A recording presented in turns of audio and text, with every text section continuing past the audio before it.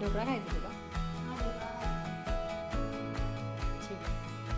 मग काय, मुलाची फरमाईश म्हणून मी इथे गॅसवर पाणी ठेवून कुकर गरम करत ठेवला. आणि मी इथे ही जी वाटी दिसते याच वाटीने 2 वाटी डाळीचं पीठ आणि अर्धी वाटी रवा घालून घेतला. यात चवीनुसार मीठ ॲड केलं आणि थोडी हळद ॲड केली.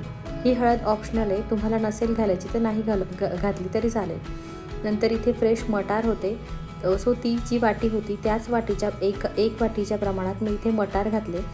मटार आपल्याला मिक्सरमध्ये बारीक करून घ्यायचे. हे पाणी घालून मी बारीक करून घेतले. याची छान पेस्ट तयार केली आणि ही पेस्ट पण मी ढोकळ्यात ॲड केली आहे, जेणेकरून हिरव्या भाज्या मुलांच्या पोटात जातील म्हणून हा काहीतरी प्रयत्न असतो माझा. सो असं संध्याकाळच्या वेळेस तुम्हीही तुमच्या घरी ट्राय करून बघा. इथे मी जसं लागेल तसं पाणी ॲड करते, पण मला या पिठामध्ये थोड्याशा गठुड्या वाटत होत्या, लम्स वाटत होते. सो मी ते हाताने व्यवस्थित स्मॅश करून, अगदी भज्यांचं बॅटर असतं त्या प्रकारे मी त्याला चमच्याने मधून हाताने स्मॅश करून व्यवस्थित ते पीठ एकजीव करून घेतलं.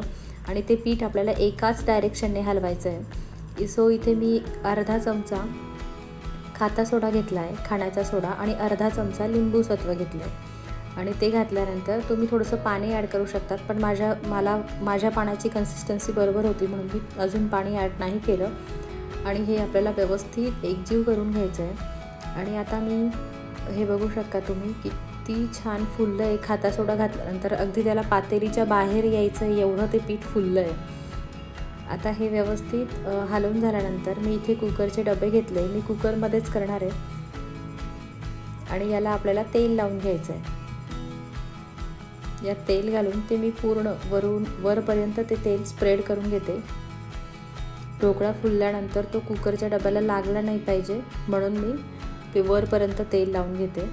आणि आता हे बॅटर बघू शकता तुम्ही किती छान फुललं आहे. यात मी थोडंसं तेल पण ॲड करते. तेल ॲड करून हे बॅटर परत आपल्याला एकजीव करून घ्यायचं आहे. हे बघू शकता तुम्ही, मस्त छान दिसतं आहे. त्याला कलर पण खूप सुरेख आला आहे. आता बघू आपण ढोकळे झाल्यानंतर, ढोकळ्याला रेडिश कलर नाही आला पाहिजे, माझा तोच प्रयत्न असतो. बऱ्याच वेळेस ना ढोकळा केल्यानंतर ढोकळ्याला लालसर रंग येतो खाता सोडा घातल्यानंतर, कारण आपण त्यात हळद घातलेली असते. आता बघू कसा होतो ढोकळा ते. आता मी इथे कुकर गरम करत ठेवला होता आधीच, त्यात मी आता हे कुकरचे डबे ॲड करते, डबे ठेवून घेते आणि आता कुकरच्या झाकणाला आपल्याला शिटी लावायची नाही आहे, शिटी काढून घ्यायची आहे. आणि हे झाकण बंद करून आपल्याला 20 ते 25 मिनटं वाट बघायची आहे.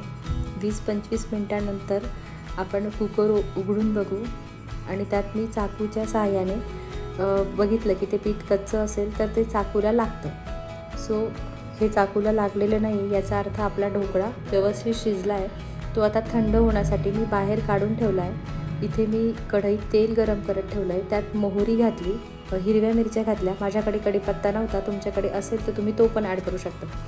नंतर मी ते छान तेल तडतडलं की त्यात मी कोथिंबीर ॲड करणार आहे. इथे सगळे ढोकळे मी चाकूच्या सहाय्याने कट करून घेतले. तुम्हाला आवडेल त्या शेपमध्ये कट करून घेऊ शकतात. मी इथे स्क्वेअर शेपमध्ये ढोकळा कट करून घेतला. हे बघू शकता तुम्ही, रंग पण अतिशय सुंदर आला आहे, त्याला जाळी पण खूपच छान पडली आहे. वा, आता बघू मुलाची रिॲक्शन काय असते ते.